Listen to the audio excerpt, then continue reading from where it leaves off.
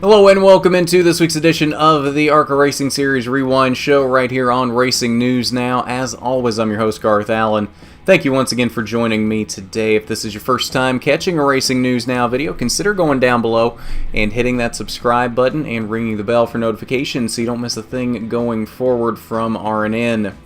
On today's edition of the ARCA Rewind, we're looking back at last night's Shore Lunch 200 laps around the .686 mile Lucas Oil Raceway in Claremont, Indiana, 137.2 miles around this famous short track just outside of Indianapolis. And it wasn't without its drama. The race was already rained into this date after it was originally supposed to be run on September 7th. Then we ended up having more rain yesterday. We got practice and qualifying in. Then a pretty hard rain shower came through right about the time we were trying to start the race. And then we didn't end up getting the green flag until, I believe it was around 9 o'clock when we finally got the green flag in this race. But once that rain shower moved through, we had no rain for the rest of the night, and it was smooth sailing for this one. Only 4 cautions in this race, which is somewhat atypical for a short track race. 4 cautions for 29 laps. First one, the very start of the race, the first 6 laps were run as a green-yellow start under caution to get the cars circulating around the track, make sure the track was dry enough to go racing. So we finally got green flag conditions on lap 7. First caution came at lap 38 for debris in turns 1 and 2. Only caution on the night for an incident came at lap 60 as Harrison Burton in the 12 and Caden Honeycutt in the 43 got together and washed up into the wall in turn number 2. And lap 153, another debris caution for debris in turn number 1. Those were the only cautions on the night. Lap leaders on the night, Christian Eckes far and above led the most laps with 171 laps led of the 200 laps. He led the first 62 laps before we had some differing pit strategies. And Thad Moffitt ended up leading 5 laps. Chase Purdy took the lead from him there, led the next 21 laps up until lap 88. Christian Eckes took the lead back, led the next 67. Chase Purdy led laps 156 to 158 for 3 more laps. And then Christian Eckes led the final 42 laps of the race as well. Chase Purdy also led 24 laps on the night, and Thad Moffitt, of course, led 5 laps. All right, let's get into your results. Christian Eckes picks up his 3rd win of the season last night in his final ARCA race of the season. He's still got a couple truck races left on the season for Kyle Busch Motorsports, but this would be his last ARCA race of the season. Went out with a bang, picked up the 6th win for that 15 car this season. If we remember, Michael Self has won 2 races in that car this season, Daytona and Chicago. And then Chandler Smith won in that car back at Madison. So 6 wins for that 15 car this year for Venturnini Motorsports. A great year for them. Sheldon Creed had more short run speed on the night than he did long run, and unfortunately for him, it was more of a long run kind of night, and 2nd was the best he could muster. Chandler Smith off a little bit as well, but still managed to come home with a 3rd place finish. Chase Purdy ended up in 5th, and Carson Hocevar rounded out the top 5. Rest of your top 10 were Zane Smith, Sam Meyer, Riley Herbst, Tom Hessert III, and Gus Dean.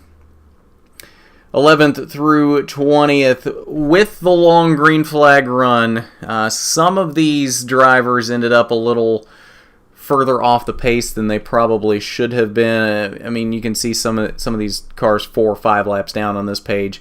Some of them I don't know necessarily deserve to be that many laps down, but that is how things ended up. Michael Self there in the 11th position, 2 laps off the pace. Travis Braden in 12th. Joe Graff Jr. came home in 13th. Thad Moffitt ended up in 15th. Natalie Decker there 4 laps down in 16th. And the final page, 21st through 25th, Harrison Burton, after his incident, ended up retiring from the race at lap 133 with suspension issues. He ended up in the 21st position. All right, so that's your results from the Shore Lunch 200. Now, we did catch up with Christian Eckes to talk about this win, his final of the ARCA racing season. So let's get into that chat and see what he had to say about this win. And we're now joined on the phone by Christian Eckes, winner of last night's Shore Lunch 200 from the Lucas Oil Raceway. Christian, how are you doing today? Great. There's not many better feelings than having the run that we did last night. So it's definitely a good day with the day after, and really excited to what we were able to achieve last night. Definitely. I mean, leading 171 of 200 laps and having easily the most dominant car in the field is no slight undertaking. So just talk us through your night as a whole. Yeah, we fired off. Well, really, we started qualifying and practice, but we rolled off the truck, and I felt like we were pretty solid. I didn't really want to adjust it too much because I knew we were really good in the test that we had. I guess it was 2 months ago now. It was after Springfield, so I knew we had a really good race car, so I didn't want to adjust on it too much. But we were able to find a couple things that me and Kevin both agreed on that'd be good during the nighttime. And it really set us up for qualifying, which we set on the pole, which is always a good thing. It makes my job a lot easier. When you go to a track with loose soil, it's pretty tough to pass at. So starting up front is definitely a good thing. But it's, there's a lot of unknowns when you go from a day race to a night race. So we were a little bit still in the dark to see how our car was, because I always usually struggle when we go from day to night and adjusting your car like that. So, overall, we started the race, and, we led a bunch of laps, and then after that, we had one pit stop. We kind of put behind, I think back to 7th or 6th maybe, or somewhere in there. But, we had such a great race car that it was able to just pass through the field and, end up getting the lead. Lost another spot on the road, and we were able to beat Chase during the restart and just lead the rest of the race in a pretty dominant fashion. The car was just fantastic all night, and it really made my life a lot easier. So I can't thank everybody from Venturnini Motorsports for the car that they brought me, and we're really excited about how we ran. Definitely. So you made the comment in Victory Lane last night that this car was so good that even a monkey could have driven it. Was it really that good? It really was. It was pretty impressive. When the last race or last lap, I was just riding for the entire 40 or 50 laps that was left there, and we were half a second faster than second. So that really just shows how much speed that car had. We've lacked that in some places too, and I think we found some issues that we were having, and we've been fully able to get around them, and we showed that we belong there tonight, or last night, I guess it is now. Definitely. So that's the end of your 2018 ARCA season now, but you do still have those 2 races for Kyle Busch Motorsports coming up in the trucks in a few weeks here. Tell us what you're expecting out of those races. I mean, you had a great run at Gateway your last time out with them. Yeah, I'm definitely expecting a lot. Like you said, when we went to Gateway, we won stage 2, and felt like we should have won that race. Unfortunately, we got turned and ended up in the outside wall. So, there's a little bit of redemption that's coming for the truck series, and it's all a lot of fun with Kyle Busch Motorsports and Cody and all my guys when we go out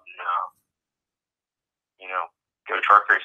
It's the 4th team, so a little bit different than the full-time deals, but we all have a lot of fun, and we've ran very well. We finished top 10 in Iowa, but had a top 5 run going, and we got turned there, and then at Gateway, kind of the same deal, except we were a little bit faster. So, it's definitely a lot of fun with Kyle Busch Motorsports, and I'm really excited for the end of the year. Well, you fulfilled the first part of the prophecy yesterday. You were telling me that last 2 years ago, you won the final 3 races of your season, and you thought maybe you could do that this year. Well, you started that off right last night, so I'm sure you're looking to keep that going when you get back in the truck. Yeah, that's exactly right. And like I said, we won the Myrtle Beach 400 Thanksgiving Classic and the Snowball Derby 2 years ago, and those last two races of the year. So hopefully we'll be able to do the same here this year. It'll be I think that might top the one in 2016. So he's got to try to better that. So. Yeah, I'd say so. All right. Well, Christian, thanks for joining us today. It's been a pleasure talking to you, and congratulations on that third win of the season last night. Thanks, man. I really appreciate it. And we want to thank Christian one more time for joining us today and chatting about that win. It was an absolutely dominating performance last night. I don't think anybody was going to touch him. There was a couple cars that might have been slightly close, but he was just in his own area code last night. There was no chance for anybody else, pretty much. All right, let's take a look at your point standings for the ARCA Racing Series with one race remaining in the 2018 season. Sheldon Creed now with a 425-point lead on his teammate Zane Smith. Sheldon, all he has to do is start at Kansas, and he will be the 2018 ARCA Racing Series champion. Basically, with starting at Kansas, he will get that 250-point bonus for being in all the 5 final races of the season. You get a 250-point bonus every 5 races if you start all 5 of them. So as long as Sheldon starts at Kansas, he gets that 250-point bonus, as does Zane, but they cancel each other out. And Zane would not get that advantage on Sheldon, thus Sheldon will win the championship as long as he starts at Kansas, which I don't see why he wouldn't. Riley Herbst there now 80 points above Chase Purdy for the 3rd position.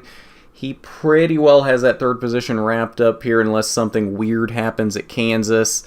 So I think we can safely say Riley Herbst is going to end up there in the 3rd position. Chase Purdy, though, only 50 points ahead of Travis Braden. He's pretty well got that 4th spot locked down again unless something weird happens, and Braden can sneak back up there into the 4th position. Gustine now holds a 75-point gap on Natalie Decker for that 6th position. That's another one that I think unless something weird happens, I think Gus ends up in 6th, Natalie there in 7th. And then she's got 205 points on Joe Graff, so I don't think there's any way she falls back into the 8th position. So all of these pretty well set at this point. Brad Smith still there in the 9th position above Brett Holmes. Christian Eckes down in the 11th position, so with him not running Kansas, there's no real threat to Brett Holmes falling out of the top 10, even if he doesn't make the start at Kansas. So more or less, I think this is the top 10 you're going to see after Kansas. I think this is basically the order they're going to be in. I mean, Riley Herbst, Chase Purdy, Travis Braden, that might change depending on how things fall at Kansas, but otherwise, I think this is pretty well how it's going to end up here. This is pretty well your order for the end of the season. We'll have to see how Kansas shakes out, but I think this is basically your end of the season top 10. So that's your point standings following the Shore Lunch 200 with one race remaining in the 2018 ARCA Racing Series season. And I think that will do it for us tonight here on the ARCA Rewind show. We had a K&N Pro Series East Rewind that went up a little bit ago for their race in Dover yesterday morning. We had an exclusive winner interview with Ruben Garcia Jr. You'll want to go check that out, as well as an Xfinity Rewind for their race at Dover yesterday as well.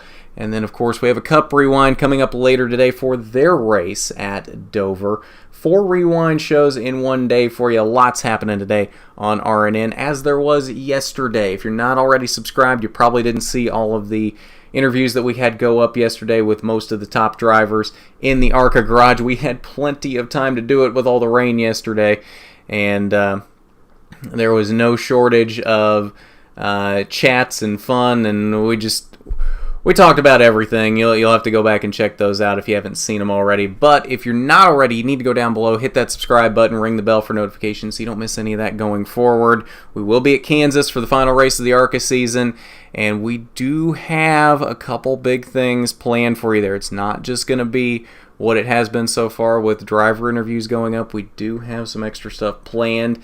There should be a scheduled video going up here in about a week, kind of teasing what is coming up at Kansas. So look out for that. That'll probably go up around Friday this week, I'm thinking. I'm not 100% sure on that, but that schedule will probably go up around Friday. So you want to keep an eye out for that for a little added suspense for what's going to happen here in a couple weeks at Kansas. I'm excited. I hope you are too.